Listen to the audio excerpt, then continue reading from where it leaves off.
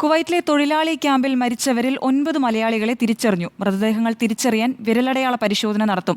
മരിച്ചവരുടെ കുടുംബങ്ങൾക്ക് കേന്ദ്ര സർക്കാർ 2 ലക്ഷം രൂപ ധനസഹായം പ്രഖ്യാപിച്ചിട്ടുണ്ട്. മൃതദേഹങ്ങൾ നാട്ടിലെത്തിക്കാൻ ശ്രമം തുടങ്ങി. കുവൈറ്റ് ദുരന്തത്തെ തുടർന്ന് ലോക കേരള സഭയുടെ ഉദ്ഘാടനം ഒഴിവാക്കി. ഇന്റർനാഷണൽ ഡെസ്കിൽ നിന്നും ഷാരോൺ മാത്യു ചേരുന്നുണ്ട്. ഷാരോൺ, എന്താണ് ഒടുവിൽ ലഭിക്കുന്ന വിവരം? അതുല്യ, ഇന്നലെയായിരുന്നു കുവൈത്തിലെ മങ്ഫിലിൽ NBTC കമ്പനിയുടെ ഫ്ലാറ്റ് സമുച്ചയത്തിൽ ഇങ്ങനെ ഒരു തീപിടുത്തമുണ്ടായത്. ഈ തീപിടുത്തത്തിൽ ഏറ്റവും ഒടുവിലായി 49 പേർ മരിച്ചു എന്നാണ് അറിയപ്പെടുന്നത്. ഇതിൽ 9ഓളം മലയാളികളെ തിരിച്ചറിഞ്ഞിട്ടുണ്ട് മരണപ്പെട്ടവരിൽ. അതിൽ 11 മലയാളികൾ മരിച്ചു എന്നാണ് ഏറ്റവും ഒടുവിലായി ദേശീയ മാധ്യമങ്ങളടക്കം നൽകുന്ന കണക്കുകൾ. അതിൽ 9 പേരെ നിലവിൽ തിരിച്ചറിഞ്ഞിട്ടുണ്ട്.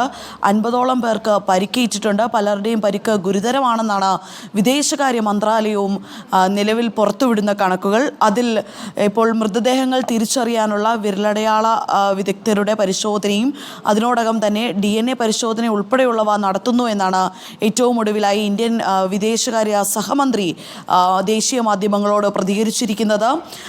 മൃതദേഹങ്ങൾ നാട്ടിലെത്തിക്കാനുള്ള ശ്രമങ്ങൾ തുടരുന്നു. ഏറ്റവും ഒടുവിലായി സഹമന്ത്രി മാധ്യമങ്ങളെ കണ്ടപ്പോൾ പറഞ്ഞത് മൃതദേഹങ്ങൾ നാട്ടിലെത്തിക്കും, ഉടൻ തന്നെ അതിനുള്ള പ്രത്യേക വിമാനങ്ങൾ വേണമെങ്കിൽ അതും സജ്ജീകരിക്കുമെന്നാണ് പറഞ്ഞിരിക്കുന്നത്. എയർഫോഴ്സ് അടക്കമുള്ള സംഘങ്ങൾ ഇതിനായി ഒരുക്കങ്ങൾ നടത്തിക്കൊണ്ടിരിക്കുകയാണ്. എന്തെങ്കിലും തരത്തിലുള്ള അടിയന്തര സഹായങ്ങൾ വേണമെങ്കിൽ ഇന്ത്യൻ വിദേശകാര്യ മന്ത്രാലയം ഇടപെടുമെന്നും പറഞ്ഞിട്ടുണ്ട്. ഇന്ത്യൻ വിദേശകാര്യമന്ത്രി എസ് ജയശങ്കർ കുവൈറ്റ് വിദേശകാര്യ മന്ത്രിയുമായി സംസാരിച്ച് സ്ഥിതിഗതികൾ ഇതിനോടകം വിലയിരുത്തി കഴിഞ്ഞു. പരിക്കേറ്റവർക്ക് ചികിത്സ ഉറപ്പാക്കണമെന്നും വിദേശകാര്യ മന്ത്രാലയം കുവൈറ്റ് വിദേശകാര്യ മന്ത്രിയോട് ആവശ്യപ്പെട്ടു. അവർ ഉറപ്പാക്കാമെന്നും നിലവിൽ ഉറപ്പ് നൽകിയിട്ടുണ്ട്. അതിനോടകം തന്നെ ഇന്നലെ പ്രധാനമന്ത്രി നരേന്ദ്രമോദിയുടെ അധ്യക്ഷതയിൽ ചേർന്ന അവലോകന യോഗത്തിൽ മരിച്ചവരുടെ കുടുംബങ്ങൾക്ക് ധനസഹായം പ്രഖ്യാപിച്ചിട്ടുണ്ട്. ഏകദേശം 2 ലക്ഷം രൂപയാണ് ധനസഹായം കേന്ദ്ര സർക്കാർ പ്രഖ്യാപിച്ചിരിക്കുന്നത്. പ്രധാനമന്ത്രിയുടെ ദുരിതാശ്വാസ നിധിയിൽ നിന്നാണ് ഈ 2 ലക്ഷം രൂപ ധനസഹായം നൽകുന്നത്. ഏറ്റവും ഒടുവിലായി കുവൈത്തിൽ നിന്ന് ലഭിക്കുന്ന വിവരങ്ങളനുസരിച്ച് ഈ സംഭവത്തിൽ പബ്ലിക് പ്രോസിക്യൂഷൻ അന്വേഷണം തുടങ്ങിയിട്ടുണ്ട്.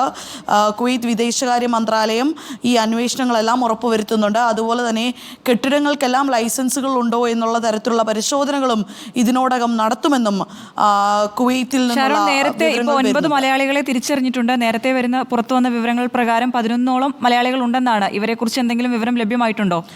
നിലവിൽ 9 മലയാളികളെയാണ് തിരിച്ചറിഞ്ഞിരിക്കുന്നത്. അതിൽ തൃക്കരിപ്പൂർ എളമ്പച്ചി സ്വദേശി കേളുവാണ് ഒരാൾ. അതുപോലെ തന്നെ കാസർഗോഡ് ചെർക്കള സ്വദേശി രഞ്ജിത്ത്, അദ്ദേഹം ഏകദേശം 10 വർഷമായി കുവൈത്തിൽ തന്നെ ജോലി ചെയ്യുന്ന ആളാണ്.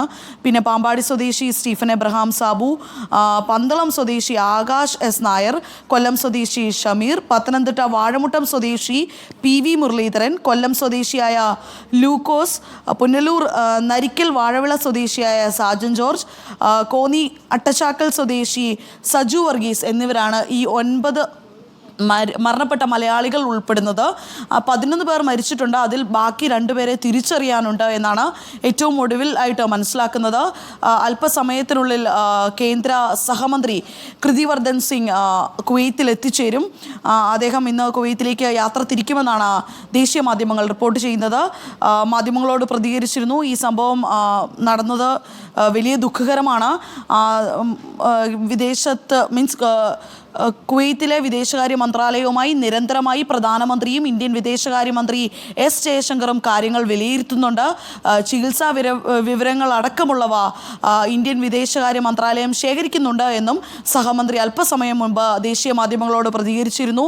അതുപോലെ DNA ടെസ്റ്റ് നടത്തുന്നുണ്ട്. എയർഫോഴ്സ് അവരുടെ സജ്ജീകരണങ്ങളെല്ലാം ഒരുക്കുന്നുണ്ട്.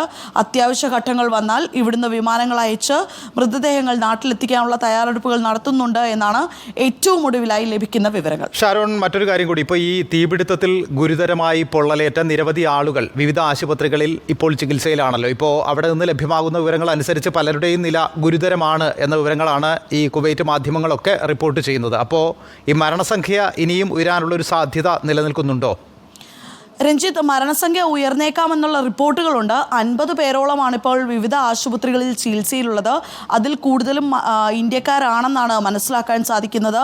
പലരുടെയും നില അതീവ ഗുരുതരമാണെന്നും മനസ്സിലാക്കാൻ സാധിക്കുന്നു. നിലവിലുള്ള റിപ്പോർട്ടുകൾ ഇതാണ്.